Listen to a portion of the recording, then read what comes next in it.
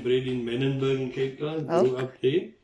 And I moved to George about 15 years ago. In 2005, I moved to George.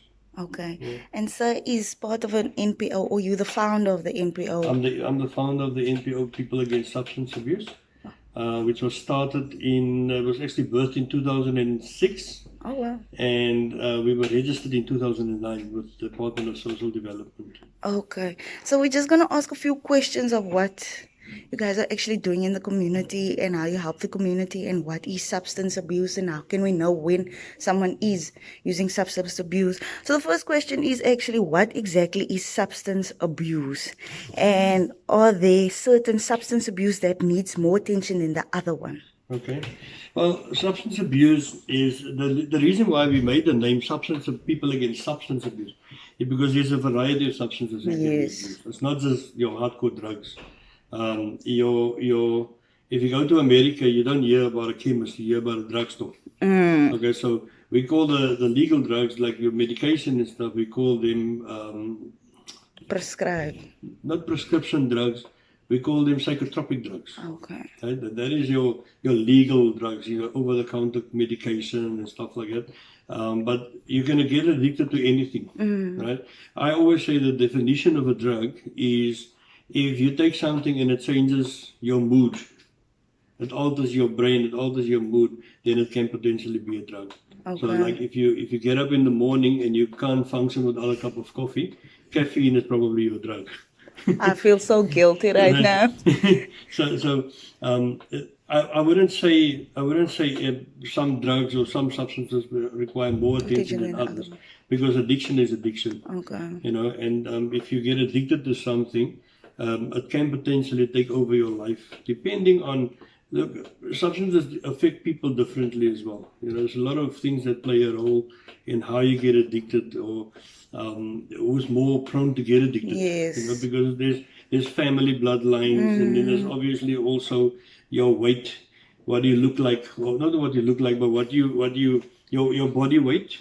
Your age plays a role.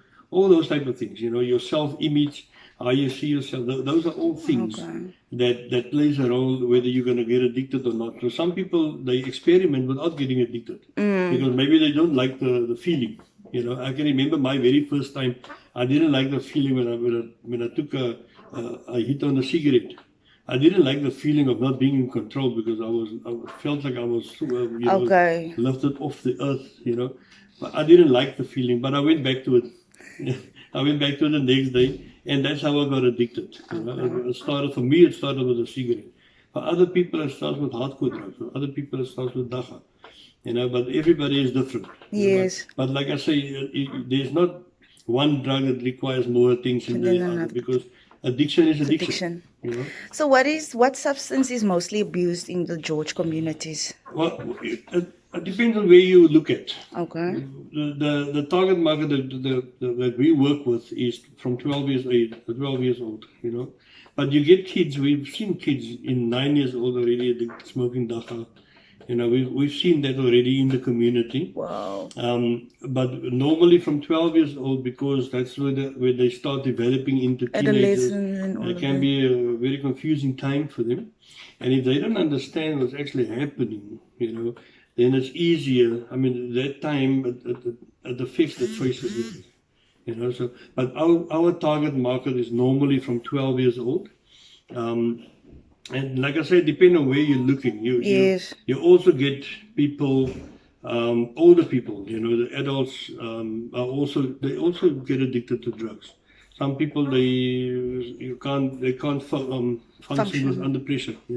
Especially now with this COVID thing. Yes. Many people, we had a lot of people approaching us for help and for counseling in this time, but in level 5 and level 4 we couldn't do anything. And in level 3, immediately when we went to level 3, we transported, I think, 3 or 4 people to rehab.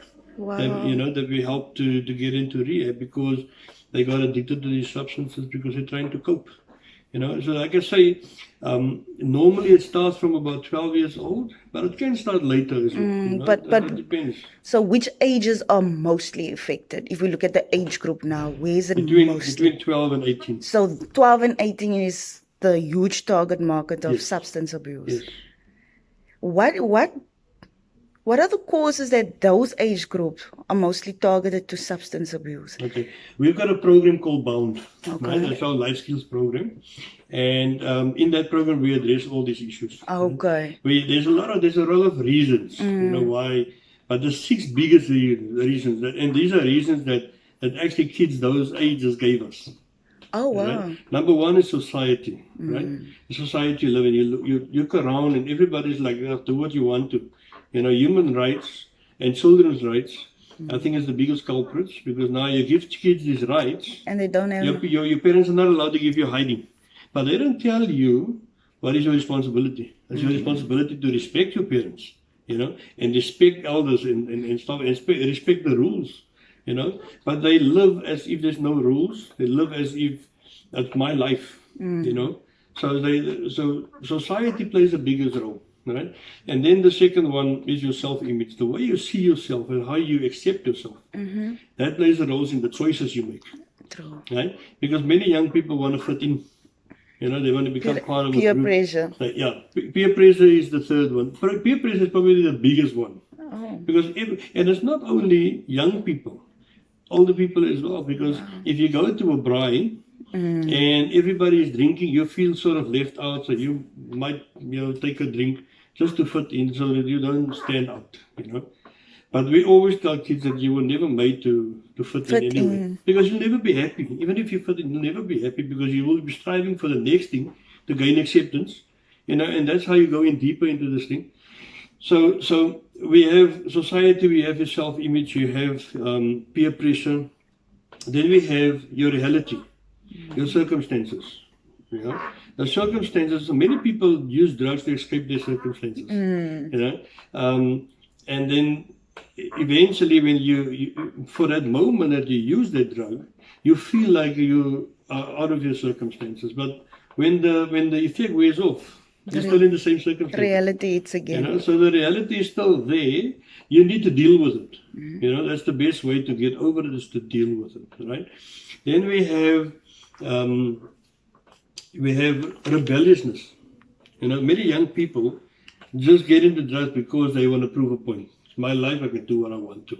Stubbornness. Rebelliousness just basically means going against authority, going against the rules. So if you, and I'm also guilty of this thing. Sometimes I don't stop at the stop street. I just hit the brakes, go into second, and I go. That's rebelliousness, because you're going against the rules. But we try to teach kids that rules are there to protect us. I mean, if you just run over a red robot, you can potentially get into an accident, get killed. So that's why it's actually there to protect us. But our human nature says that we have to go against the rules. So if you tell children not to do a thing, they do it. But if you tell them to do it, they might not. They will maybe second guess or think twice. And then the last one is boredom. In the communities where I work, there's a lot of kids that don't have anything to do. And I remember years ago, I was a youth leader at a church, and there was this field that was just standing there empty, and kids were playing there, but they were targeted by drug dealers.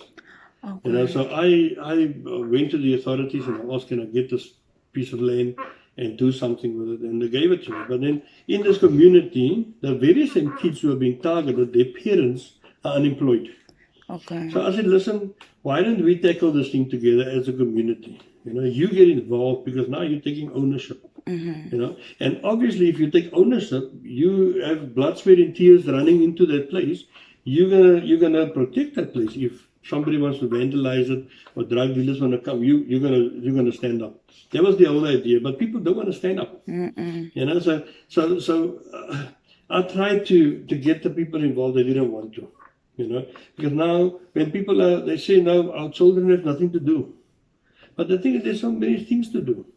There was the skate lab at the bottom of York Street. There's the Tempen bowling. Besides those places, you can start going. You can go fishing. Start a hobby. Go fishing. Start building puzzles. I love puzzles. I build puzzles myself. I go fishing as well. There's drawing. You can start drawing. Read a book. Or Go to the beach and maybe start learning how to surf. There's snorkeling, there's skydiving, there's so many things that you can do to alleviate boredom. But then people say, oh yeah, but we don't have the money for it. But the thing is, the bottom line is, if you want drugs, you're going to make a plan. Yes. So, the difference is, you also make a plan for this, and at the end of the day, years from now, you're going to have something to show for it. But with the thing with drugs, years from now, all that's going to be there is going to be a mess. Your life is going to be ruined, your relationships are going to be ruined, and you're going to be all alone. True. And then you're going to experience real boredom. Yeah, next question. So, do you feel that the communities are well informed about substance abuse? I think the community are just informed of what they see. Okay. And what they see and what they hear are not always the truth. So we've got another wonderful course, The Truth About Substance Abuse. Okay. It took me about 6 years to write that course. Wow. And we've got the manual and everything. It's a nice thick manual that we present. This is now our target market for this is parents. Yes. Because parents need to. It's all right to know that Tuk does this and Tuk does that, but how do you handle it if it comes knocking on your door? What do you do if you find out your child is using drugs? Yes. The first 5 minutes, your reaction in that first 5 minutes is make or break. And we've been doing for years, we've been educating people about drugs, what it does, what you look out for, all this stuff. But over the years, I've been asked these questions, so how do you deal with this? Well, how do you deal with a family member that's addicted? Or a kid? How do you deal with a mother or a father that's an alcoholic? And those questions are all answered in that course. So it's a comprehensive course. The first part tells you what drugs are. The second part tells you the different kind of drug. I think we've got 22 different drugs that we're discussing there. And then that's not included the prescription drugs and anabolic steroids and all those things, There's drugs that people don't even know of that are being abused. And they've got no clue that the kids are doing these things, But it goes over to whenever they start using Tuk, then they see, okay, this is not a drug abuse. But they've been using something else for a long time, you understand? So and then the last part of this course talks about how you deal with this stuff. How do you do an intervention? How do you choose a rehab? How do you get rid of drug dealers in your community? Those are also things that you can do, Because I feel, my stance has always been, if I live in Park Dean, whatever goes on there affects me because it can affect my children potentially. But whatever goes on in Pakelsdorp doesn't affect me. So we will teach you and we will empower you to take ownership of your community because we can't do it for you. We can't. No, you understand? We can just empower you. I remember years ago when we first started out, we went back to Mitchell's Plain in Cape Town where I grew up from 6 years old, and there's a lot of drug dealers there. And these are guys that they couldn't argue because I used to buy my drugs from them back then. So we went and we mobilized the community. We had the neighborhood watch and we had the police, and we went knocking on those guys' doors. And we went asking them, listen guys, please get a real job or take your stuff and move. Wow. And because we had the community, I don't live in Mitchell's Plain, so I could do that.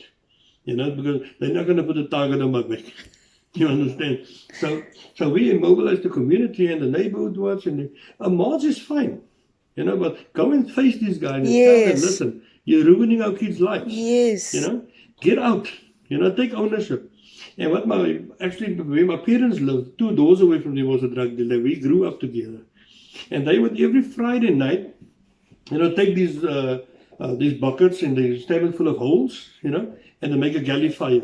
And they made this fire opposite this guy's door. And every time somebody wants to come buy drugs, they tell him not to go. They actually tell the people not to go. They actually prevented them from going in there, so this guy loses business, And I said, you have to become a threat to these dealers, for them to rather move, And we actually went to, I think it was 32 drug dealers' houses in Rocklands, you know, and when we went back, I think about 3 months later, there was 12 left. Wow. We don't know whether they closed down or moved to another area, but there was less. You know, unfortunately, the community didn't carry on with the stuff. Consistency. You know, because it's things that you have to do. You know, as a community, you have to take a stance. You have to take ownership of your community. You know, because your kids are living there as well. You know, so you have to. It starts with you. Yes. You can't wait for somebody else to come and do it. Do you think that George communities are standing up against these type of things? Not enough. Not enough. Not Yes. enough.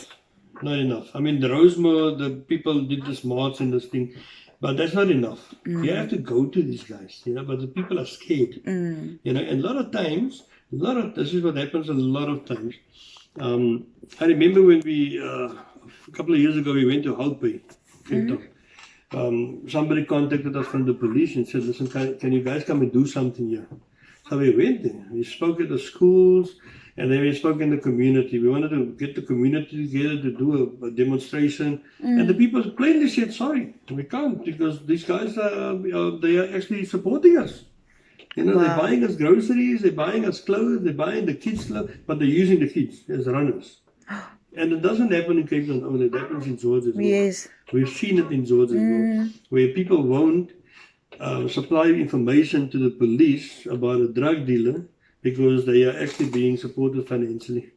Sure. Yeah, or the kids are working for them.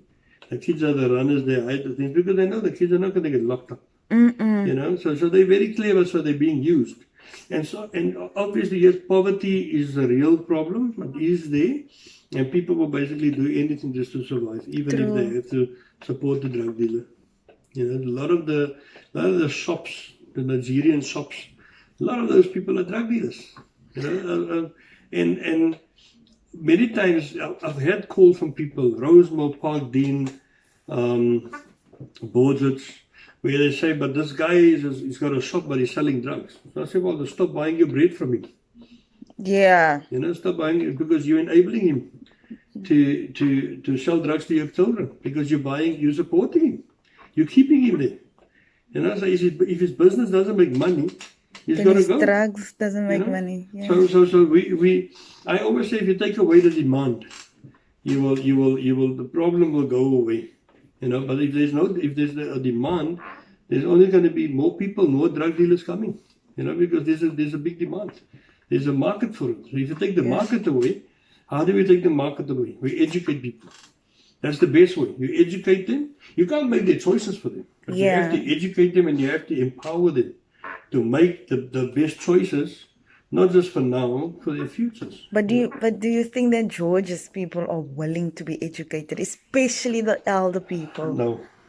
Because I have also experienced this, where they're not willing, but they are willing to complain, but they're not willing to be educated on how to handle. They don't want to be part of the problem, because they want somebody else to do it. This course especially, it's a wonderful course. Everybody that's been to this course has always been positively empowered. You know? Because now they feel that they have tools to handle this thing.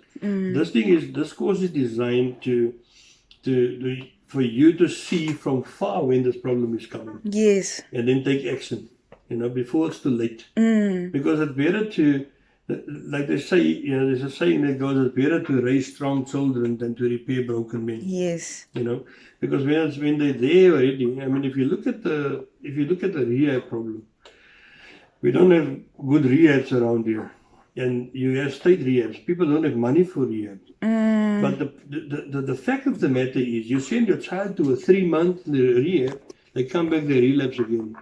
Because for you as a parent, it's free. But it's not free. It's not really free, because somebody pays for it. I mean, who pays for the accommodation? Who pays for the food that child eats? And the water and electricity? It comes from government. And government knows what it costs to keep a person in rehab long term. So they make it shorter. 3 months, 6 weeks to 3 months. You can't sort out 20 years of problems in 3 months. 3 months. You know, so it's not even, it doesn't even make sense. You know, so you have to do rehab long term. You know, we make use of a rehab in Cape Town that's 9 months plus. Okay. And then those people, when they come back, they complete the program. When they come back, we do aftercare with them. And we have a 92% success rate with our aftercare Wow. over the last 7 years. So there is success. Unfortunately, with our thing, we don't go and put it in the newspaper and brag about it. That people can know about it. But we are well known also. We are very well known. There's a lot of people that call me every single day for help with somebody that's got addicted. They get my details on. The other lady phoned me yesterday. She said, I got your details on Facebook. And I removed my number from Facebook.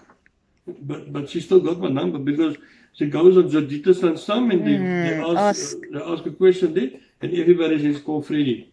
And then they give my number there. And I keep telling them give the office number to make an appointment because you have to balance this also. Yeah, personal because life. I have a personal life also. I have a family also and I can't help at the cost of my family. My family comes first. They say charity begins at home. So we have to look at your family first. That's the thing that some of these programs should be implemented in the school syllabus. Yes. This BOUND program is actually endorsed by the National Prosecuting Authority of South Africa. And up in Joburg, the lady that wrote the manual, her son was addicted to drugs. And she lost her husband a few years ago. Her son is now actually starting a rehab in Fraserburg. And she wrote this program about a child's life, how he got addicted, and it started with a few kids bunking at school, smoking, and then they said to him, "Come have a pull on a cigarette," and he went, and then it went to dacha, and they went to drinking, and then all the other stuff came. So you sort of get pulled in. And the deeper you go in, the more difficult it is to come out. So he had to move. He got involved in gangs as well, so he had to move from Joburg to Cape Town. Yeah. And eventually 2 years ago when his father died, he ended up on the streets. He relapsed, and because it hit him hard. And he ended up on the streets. And we've been praying and we've been helping and so on. And last year we got him into a rehab. And now he's starting a rehab. It's now actually 2 years later, and he's starting a rehab now. So, but our communities, I would say the Department of Education, over the years they've been trying to get NGOs out of the schools. Yes. But they implement things. I mean, all the stuff that we talk about in this curriculum is everything that they do in the schools. The only difference is we do it from a platform of experience, because everything is about we went through the stuff that we talk about, so these kids can identify with us. Yes, and it's a very effective program, and it's a sustainable program. You can do it every year in the school, and if you do it in the high school, for example, you do it with grade 8s. As they come in, and next year the new ones, in the year of, in 5 years' time, you can get that school drug free. Yes. And there's not a school in South Africa that doesn't have a problem with drugs. But this thing, it's actually life skills. It's actually life orientation. And it's a very good program. And let me tell you that a lot of people think that we talk about drugs in the schools. We don't. We talk about everything in your life that plays a role on your decision to take drugs. Okay. This is like it's a 22 lesson, 22-hour, 1 hour lesson. So it's a 22-hour program, and we speak about drugs for about half an hour. Sure. Because it's not about, kids have been given too much information on drugs already. They know what they should know. So let's rather focus on the things that leads to a decision to take drugs. Then if you empower them with the truth, then they can make better choices. Because the things that we talk about, society and boredom and your self-image, and we make it fun for them also, and we make them, they do group work on how do you identify a good friend, how do you handle rejection, how do you handle difficult circumstances. Which is good. Those are the things that they discuss it.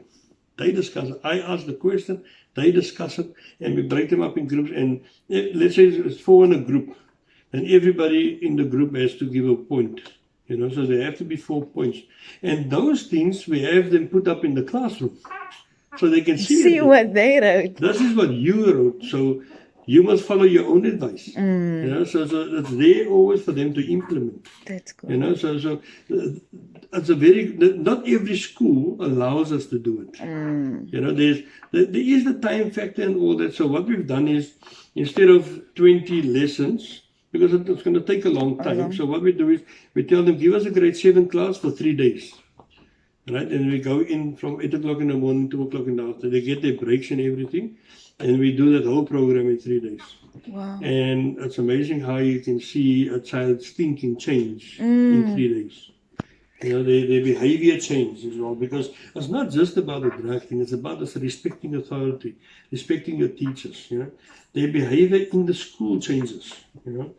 So that's a very good program. Yo, that sounds like, are there also programs for victims that are being victimized by people that abuse substances? Yeah, this is part of our aftercare thing. Okay. That's part of our aftercare thing. When let's say a mother has a child that's on drugs.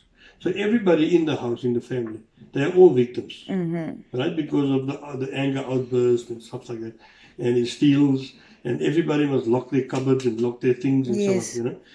So when they approach me and they say, okay, we want to get them into rehab, right? So we get him into it's not a free rehab, but it's the best one that you can get, you know, and it's an effective one. For the price you pay, it's an effective one. We get them in for almost half price. Because we keep the rehab full. Okay. Over the last 7 years, out of George alone, more than 300 people we took to that rehab already. Oh. And like I say, we've got a very big success rate. But in the meantime, when that child goes to rehab, right, we facilitate the whole thing. They pay for it, but we take him from the house, we drive him to Cape Town, we book him into the rehab, make sure he's fine and he's relaxed and he's comfortable. And we also, but it starts with a consultation.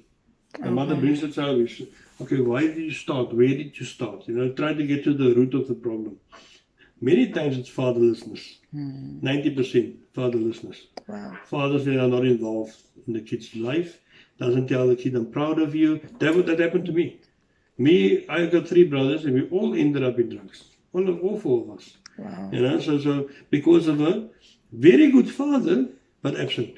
Not involved. Not saying I'm proud of you. Not saying I love you. Don't give hugs. We don't get, you know, this time that we spend. Nothing like that. That is why we can identify. But many kids grow up in that now as well. So we get to the root of the problem, because for aftercare we need to know where to tackle. So he goes away for 9 months to a year, and when he comes back, we work with him. But in the 9 months when he's gone, we work with the family. Okay. And we talk with the family, because eventually after about 6 months, he can come home for a weekend. Or they can go visit him, and he can, after 6 weeks they can go visit him. But after 6 months, he can come out for a day if they go visit him. Okay. But when he comes here, home, it's for a weekend first. So we sort of prepare the family for it. What's going to happen and what you should do, what you shouldn't do, you know, all those things. And then just after that, they come home for a week, you know, sort of like slowly integrating, you know. So they come for a week, and then we prepare the parents again for that. But we see the kid in the meantime also, in that we talk to him and, you know, we have contact.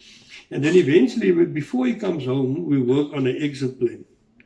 We call it the exit plan. So what are you going to do when you come back? Because you're coming back into the same circumstances. You're coming back into the same community. The same problems are there. So what are you going to do now? Right. So now, when he comes back, we have the exit plan. And he has to follow the exit plan to the T. So we recommend that you don't get your child a job in that time, you know, because then the job is going to interfere with the time seeing us, you know, because it's once a week. You see him once a week. We have an office down there in Mead Street as well, where we do the consultations. So it's once a week we see him, and then we work on things like what is identifying your trigger points, you know, what is the stuff that triggers you, what can you do to avoid it, you know, all those type of things. Because now many times maybe the family goes out and you're going to a braai, but you know there's people that's going to drink there. Maybe you were not a drinker, but they can trigger it. They can trigger. You know, it's because when you drink, you do things that you wouldn't normally do. You know, so how do you, in a nice way, tell your family, I'm not going to go with you. Because because if you don't want to go with him, they're going to think you maybe have other plans. Maybe you're going to do drugs, So and those are things that we inform the family about. That's nice. We have to tell them also.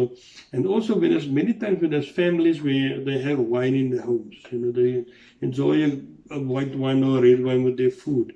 I've got no problem with that. But for a child that comes out of addiction, that's not a good idea. So you get the liquor out of the house, And many families feel that, but it's my child, he should respect me, he shouldn't do what I do. That mentality. That time is gone. That time is gone. You can't tell your kids not to do what you do. They do exactly what you do. They don't do what you tell them to do. They do what you do. They watch you. They do what you do, So we sort of have to tell them, listen, get the liquor out of the house, It's not forever.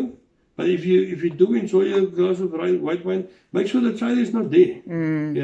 Do it maybe in your room or wherever, Because they feel that this is my house. That I can't tell me what to do, But that mentality has to change. It has to change. These kids have rights now. They have more rights than you, the parents. So you have to work around that as well, The thing is, many people want to start implementing these rules too late. With our kids, we started it from when they were small. Yeah, no. They had their first hiding when they were 3 months old. Sounds familiar. And we don't spoil them. Now that they're bigger, our youngest is 11. Now we teach them about money and how to budget and how to not. They don't get it right always. The two older ones, they would normally maybe keep money to have the haircuts, because I'm not going to pay 60 rand for a haircut. I bought a machine, I'll cut your hair myself. It's cheaper, but they don't like the haircuts that I give to them on style, so they have to pay for it themselves. So we teach them we give them money. Sustainability. We open accounts for them, so we pay money into the accounts every month. At the end of the year, they get the bank card. That's nice. And then they can spend that money, but that's the whole holiday money. If they spend it into last year, they were like in the week it was gone. So now you sit the whole other 5 weeks without money. So it's your own fault. So many parents want to start teaching these schemes too late.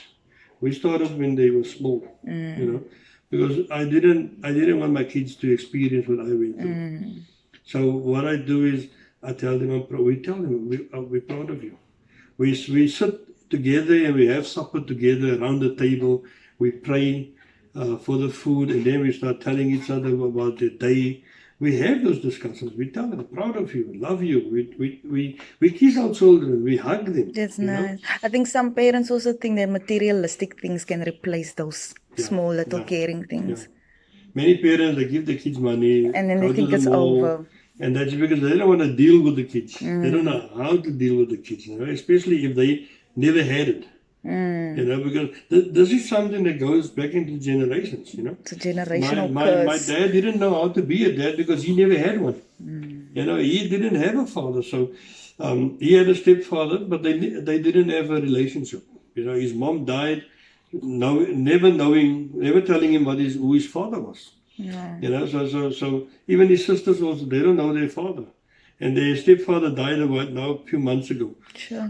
So they don't know who their real father is. And each one of them have a different father. So my dad came to Cape Town from this farm there, the Doorns. That's how. Okay. He grew up there on a farm. So he came as a teenager to Cape Town looking for a job. And he died 5 years ago. He was still working at that place. Sure. He came to Cape Town. He wasn't even 16 years old. He started working there, and he worked all his life. So he didn't. He thought in terms of supporting us and making sure we're okay, making sure we're healthy, we have food to eat, have a roof over it. He was very good at that. He was a very good provider. He worked himself to death, literally. To supply for us and to see that we don't lack anything, but at what cost? He died the day I remember we were there the weekend, Saturday, we took him to hospital the Friday night. and we went to visit him this Saturday. He still greeted us by hand, and the Wednesday morning he died. Sure. And he never, up until that time, he never said, "I'm proud of you." We knew he was proud of us. We knew it. We could see it in his accents. We used to go down for Christmas, maybe a couple of days before Christmas, and on Christmas Day, I was the eldest, so I had to bless the table. And he would always, after you said Amen, he would cry, and he would say, "I've got all my kids around me under my house," and he would push out his chest. Tough love. Because he was never shown love. So I understand it today, and that is why we show it to our kids. And my eldest child is 18. The eldest son, he's 18 years old, and you can see the difference. I mean, when I was 18, I've been to prison already. Sure. I was a gang leader already at the age of 17. I walked into a gang at 15 years old. My other son is 15 now. Yes, and you can see the difference between my life and theirs now. And even my daughter, she's now 12 years old. You can see the difference. Because I always say that the decisions that we make as parents affects generations after us. Whether they're good or bad, it goes for generations. And I come out of many generations of drug abuse. My grandparents were alcoholics, 8 kids, all gangsters, all drug addicts. My mother was a drug addict. Sure. And my one uncle, my youngest uncle, was a drug dealer. In Menenberg, he was dealing for the Hard Livings gang. Wow. They all belonged to the Hard Livings gang. I grew up in front of the Staggies. I grew up in front of them. So I had a better education when it comes to crime and drugs and stuff, So I was exposed to the stuff at a very young age. And now I can never imagine my children going through those things. Sure. When my son turned 17 last year, I took him for a drive, and I said to him, when I was 17 years old, I became a gang leader. One of the biggest gangs in South Africa. And when I walked into that gang at 15 years old, and he said, "I can never imagine this."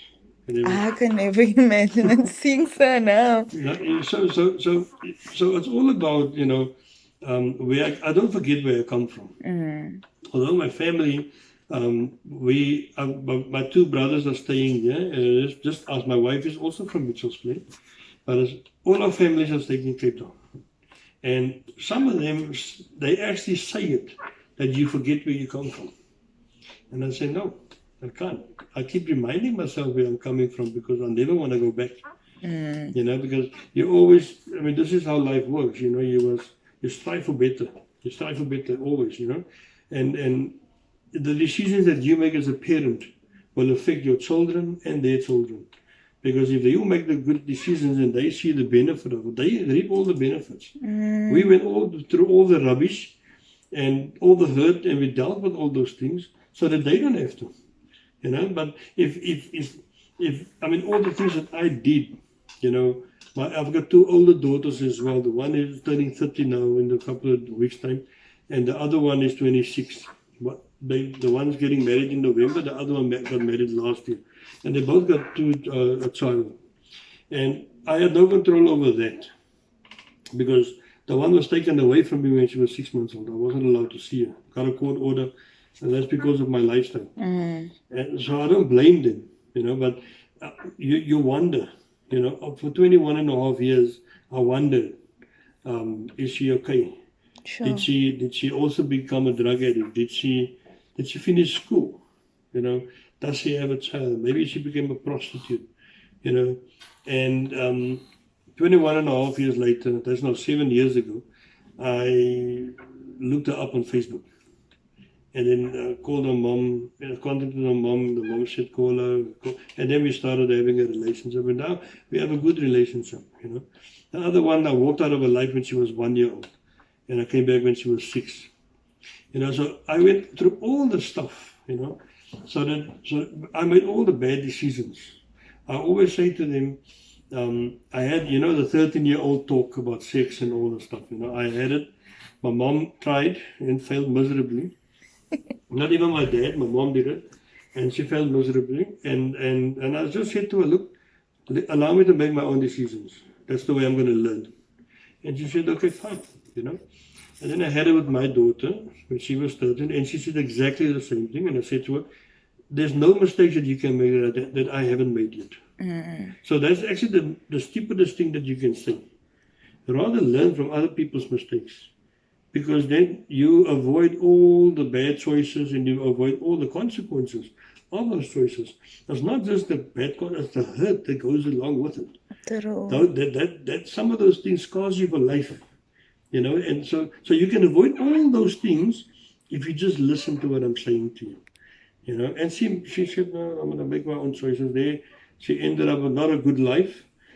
She's married now. The life is still not good, but they're handling it. You know, the other daughter's a bit more responsible.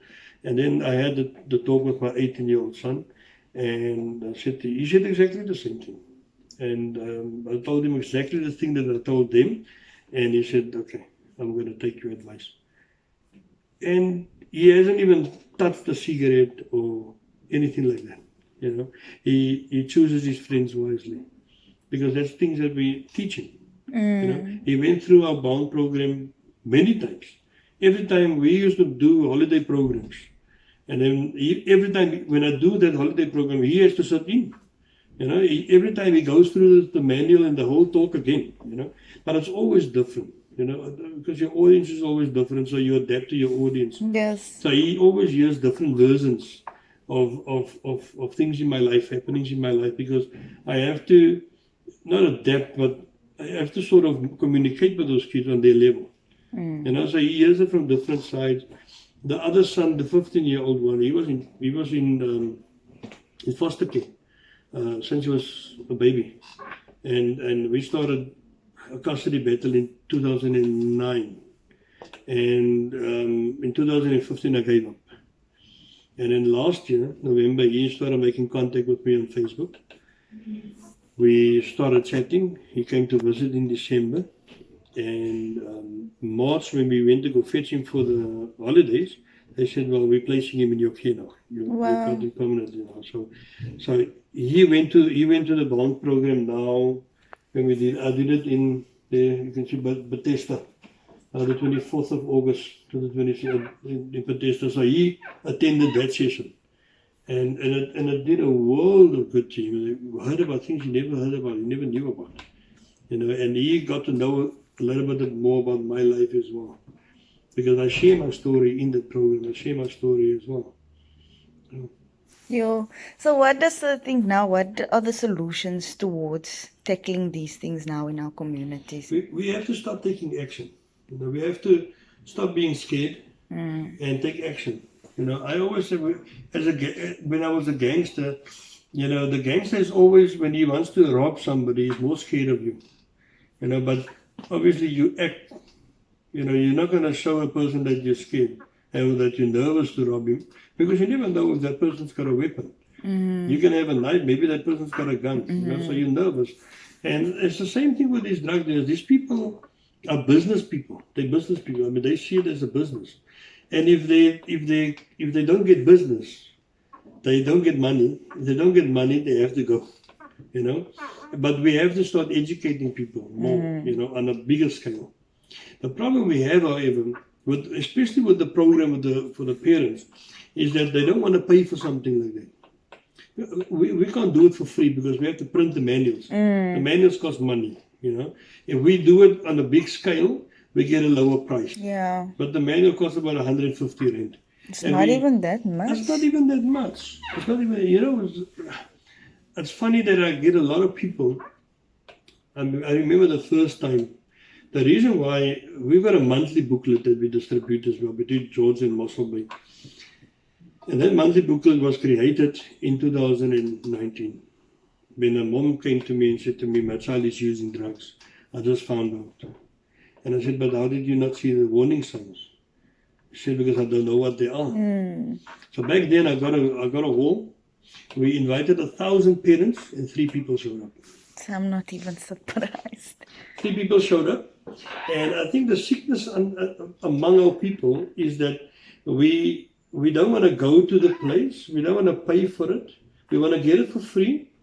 And when I give it to you for free, you still expect me to read the manual for you as well. And then after I read the manual for you, you're going to expect me to take action for you as well. Yes. You know?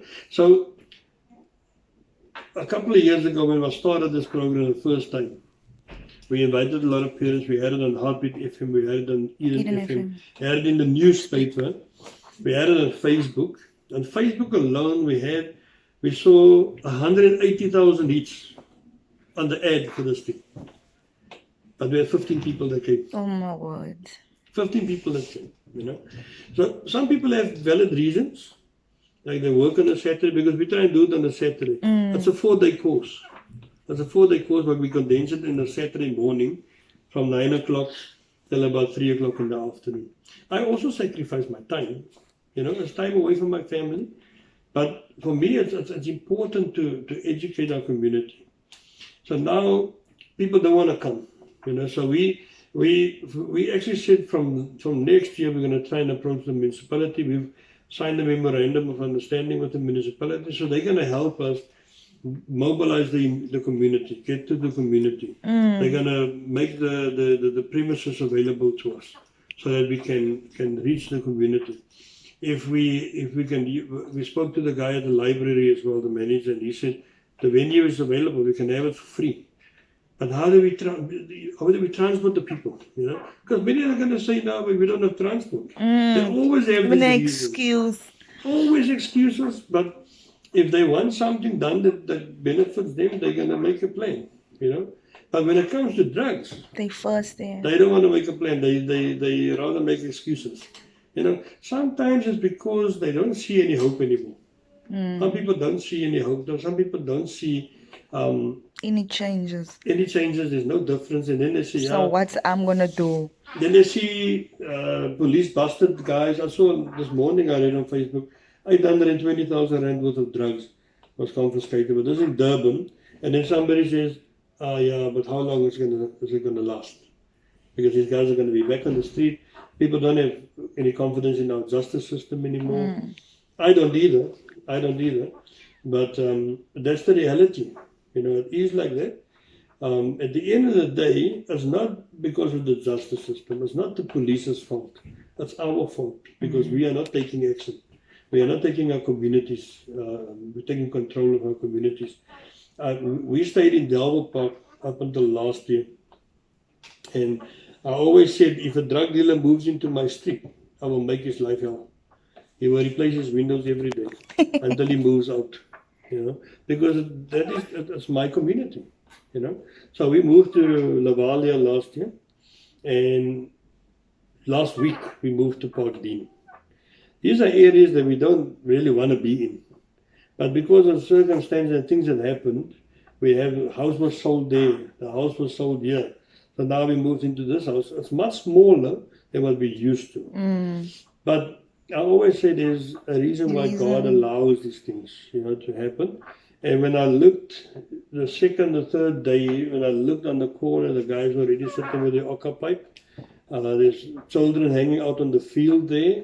They should be in school. My daughter said she actually observed this thing. She said to me, this is not supposed to be in school, you know. And it was school time. We were on our way to school actually, but they were standing there in the field. And you could see they're smoking something, you know. So maybe God placed me there to make a difference there. Maybe I should start tackling these guys, you know. And yesterday, we actually surprised yesterday, when we took the corner, we wanted to come home. The guy actually ran and he opened the gate for us. And so there's already something, you know, there's already something. So I don't know when, but we're going to start. We're going to try and get there, make a difference in our community. And a young lady that I also know, a very good friend of ours, she also said to me, there's lots of work for you here. A lot. You know, there's lots of work for you here. Actually, where we're staying now, 2 doors away, I took that lady's child to rehab in the beginning of this year. Took him to rehab. In May. I took that on the 7th of May. I actually took her son to rehab. 2 doors away from where we're staying now. You know, so I see the need, I see the work. The only problem is I can't do it alone. That's the thing. You know, I can't do it alone. I need the support of the community. There's a lot of people that know us. There's a lot of people that love what we're doing, and there's others that don't like us. Because I don't know, we offend them some way. But or they expect us to do something for free. You can't do everything for free. I also have a life. I have a family that I must provide for. So you can't expect me to do things for free. That time is gone. I always say free help is not help, because even short-term help is not help. Yeah. If it doesn't cost you something, you're not going to appreciate it.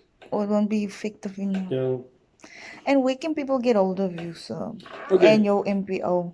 Okay, like I said, you see, we are office. This is only our admin office here. Our consultation office is at number 67 Mead Street. It's directly opposite FAMSA. Okay. So that's where we work from consultations. We work on an appointment basis. If people need help, they can call the office. The number is 044 873 0133. That's the Family Transformation Center. Yeah, I'm not going to give my cell number. No, don't, sir. Please don't. Your phone will not stop ringing. No, it's already bad. Eh? It's not that I don't want to give my cell number. Is it that people, they contact you on the most ridiculous hours of time. Exactly. And expect you to be there in that time and hour. I had somebody last week that sent me a WhatsApp. I mean, I'm a person, if I get your number for the first time, you don't know me, I'll rather call you first. And then afterwards ask you, can I send you a WhatsApp? People nowadays, they send me WhatsApp, I don't know the number, so I don't respond. And then they get angry. Or they send me a WhatsApp 10 o'clock at night, and they expect me to answer. I'm in bed at that time. Me, you know.